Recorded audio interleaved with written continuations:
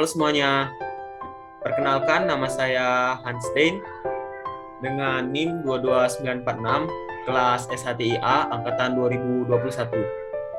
Pada kesempatan kali ini, saya akan membahas tentang apa itu ICT atau Information and Communication Technology. Tanpa berlama-lama lagi, langsung saja kita masuk kepada materinya. Apa itu ICT? ICT itu sendiri berasal dari bahasa Inggris, yaitu Information and Communication Technology atau ICT, di mana ICT juga terdapat dalam bahasa Indonesia, yaitu TIK atau Teknologi Informasi dan Komunikasi. Yang keduanya sama-sama memiliki pengertian berupa payung besar terminologi yang mencakup seluruh peralatan teknis untuk memproses dan menyampaikan informasi. ICT itu sendiri mencakup dua aspek, yaitu teknologi informasi dan teknologi komunikasi. Teknologi informasi itu sendiri meliputi segala hal yang berkaitan dengan proses, penggunaan sebagai alat bantu, manipulasi, serta pengelolaan informasi. Sedangkan teknologi komunikasi adalah segala hal atau segala sesuatu yang berkaitan dengan penggunaan alat bantu untuk proses dan mentransfer data dari perangkat yang satu ke perangkat yang lainnya. Oleh karena itu, teknologi informasi dan teknologi komunikasi merupakan dua buah konsep yang tidak dapat dipisahkan. Jadi, dapat disimpulkan teknologi informasi dan teknologi komunikasi itu mengandung pengertian yang sangat luas, yaitu segala macam kegiatan yang terkait dengan pemrosesan, manipulasi, pengelolaan, dan pemindahan informasi antar media.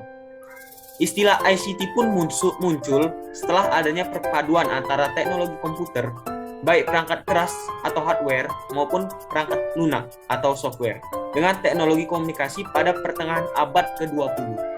ICT, Information and Communication Technology.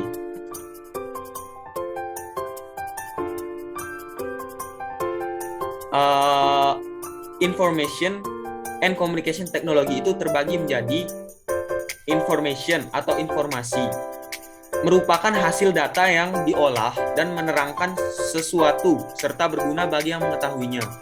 Yang kedua adalah communication atau komunikasi.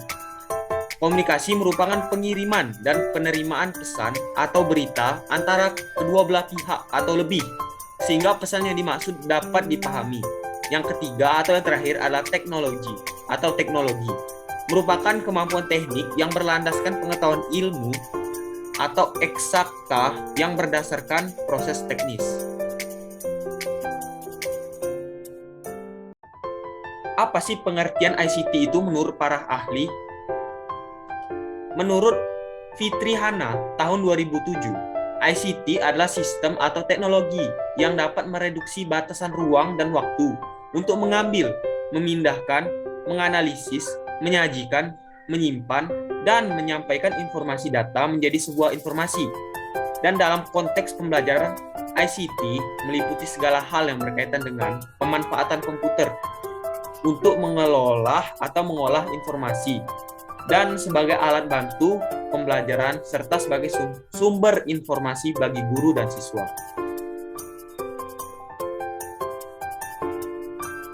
Manfaat ICT itu sendiri secara umum. Yang pertama, ICT itu dapat dimanfaatkan sebagai gudang ilmu pengetahuan.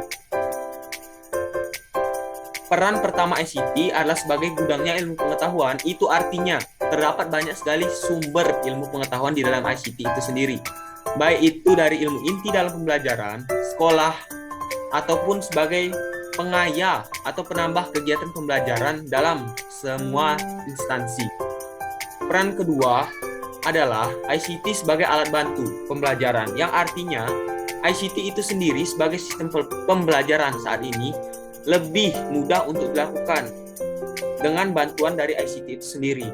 Yang ketiga atau peran ketiga dari ICT itu sendiri adalah sebagai fasilitas pendidikan. Dalam hal ini, ICT bisa saja dijadikan sebagai sasaran yang mampu melengkapi fungsi sebagai suatu penambah atau fungsi sekolah itu sendiri sebagai suatu institusi lembaga pendidikan, khususnya sebagai fasilitas yang bernuansa elektronik. Peran terakhir dari ICT itu sendiri adalah sebagai standar kompetensi, yang artinya ICT dijadikan sebagai salah satu acuan pelajaran yang saat ini kita kenal dengan mata pelajaran TIK, atau mata pelajaran ini yang membuat kita menjadi lebih terbuka dengan teknologi. Apa saja sih pemanfaatan ICT di dalam bidang kehutanan? Pemanfaatan ICT di bidang kehutanan itu sendiri yaitu yang pertama yaitu dengan menggunakan drone untuk memantau bentang alam dengan karakteristik yang sangat kompleks. Dan yang kedua adalah dengan memanfaatkan satelit cuaca untuk memantau cuaca. Yang pertama dengan cara memanfaatkan drone, karena cakupan jangkauan yang dimiliki oleh drone itu saat ini bergantung dengan jenis dan merek yang digunakan. Tetapi kebanyakan atau rata-rata drone sekarang mampu untuk memantau sekitar 2.000 hingga 4.000 hektar yang menjadi jangkauan rata-rata dari drone tersebut. Sedangkan untuk lama pengoperasiannya masih bergantung pada kondisi alam itu sendiri. Beberapa drone membutuhkan waktu 3-4 hari untuk bisa menyelesaikan jarak tadi. Namun beberapa lainnya membutuhkan waktu hingga 1 minggu untuk selesai. Pasalnya, drone tidak dapat mengudara bila kondisinya sedang hujan atau berangin. Yang kedua adalah dengan satelit cuaca.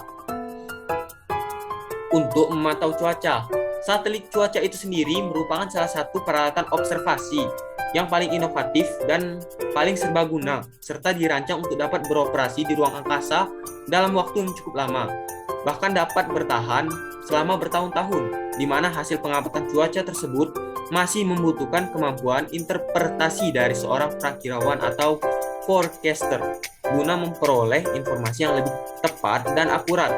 Dengan kata lain, satelit cuaca itu sendiri memudahkan prakirawan untuk memprediksi daerah-daerah mana yang terdapat awan, front, hujan, dan fenomena-fenomena lain yang berguna bagi kepentingan umum, terutama memberikan informasi cuaca yang tepat dan akurat bagi masyarakat luas.